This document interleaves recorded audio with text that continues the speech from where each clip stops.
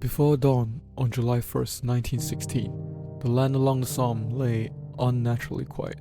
For 7 days, the earth had been shaken without mercy, shells torn into fields, villages, and forests, until nothing recognizable remained. Trees stood as splintered stumps, the ground itself had been turned inside out, and then suddenly, the guns fell silent, and in that silence, more than 1 million men waited. In the trenches, soldiers stood shoulder to shoulder, packed tightly into narrow channels of mud and fear. Many were barely out of school, some clutched photographs of family members, others stared blankly ahead, already numb. They had been told the enemy was gone. They had been told the bombardment had destroyed everything. They had been told this would be easy. Few truly believed it. When the whistles blew, there was no rush, only obedience. Ladders were climbed, boots sank into mud, rifles were lifted. One by one, men stepped out of safety and into open ground. No man's land stretched ahead of them, wide, exposed, and merciless. At 7:30 in the morning, the first waves advanced. They walked forward in long lines, weighed down by equipment, unable to run even if they wanted to. The silence lasted only seconds. Then, the machine guns opened fire. German defenders emerged from deep bunkers, almost untouched by the bombardment. Their weapons had survived, their fields of fire were clear. The advancing men had nowhere to hide.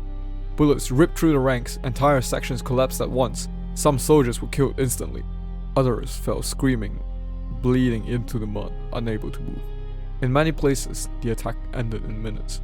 By nightfall, nearly 20,000 British soldiers lay dead. Over 60,000 were casualties, wounded, missing, or killed. It was the bloodiest day in British military history. For many units, there were no survivors left to report what had happened.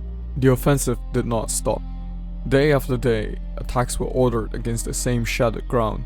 Trenches changed hands repeatedly, only to be blasted apart again. The land absorbed everything: blood, bodies, broken equipment, until it became indistinguishable from the dead. Mud swallowed the wounded. Men drowned face down in shell holes filled with rainwater. Corpses lay where they fell, sometimes used as cover because there was nothing else. The air was never quiet. Artillery thundered constantly. Even in sleep, men flinched at imagined explosions. There was no escape. For the soldiers, the Somme was not a single battle. It was an existence. Rats fed on the dead, lice crawled through seams of clothing, the smell of decay clung to everything. Sleep came in brief, terrified moments, broken by shellfire or screams.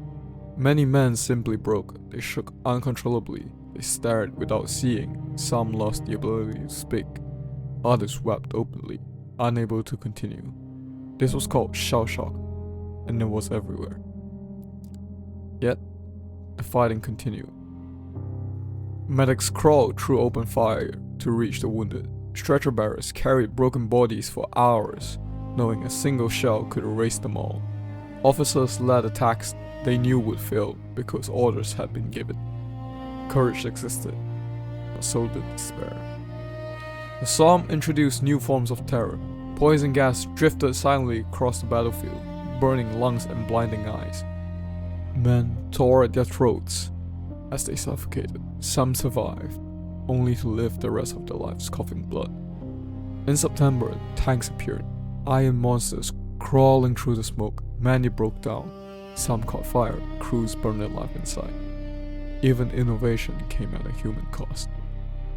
Villages like Beaumont-Hamel, Pozières, and Deepville were fought over and over again until nothing remained but names on maps. Ground was gained in yards, lives were lost in thousands. By November, rain turned the battlefield into a swamp.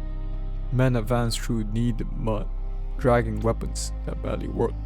Finally, the offensive was halted, but nothing resembling victory had been achieved. When the Battle of Somme ended, more than 1 million men were dead or wounded. The landscape was unrecognizable. Entire forests were gone. Towns had ceased to exist. Fields would remain poisoned for decades. For those who survived, the war never truly ended. They returned home, changed, silent, haunted, unable to explain what they had seen. Many carried the Somme with them for the rest of their lives. The Somme became a warning written in blood. It showed what happens when modern weapons meet outdated thinking, when strategy values attrition over life, when men are treated as numbers rather than human beings. Today, the fields are quiet again.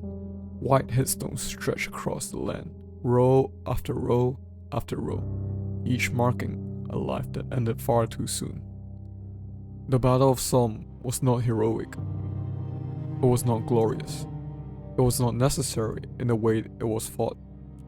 It was a grinding, merciless demonstration of how war consumes those sent to fight it.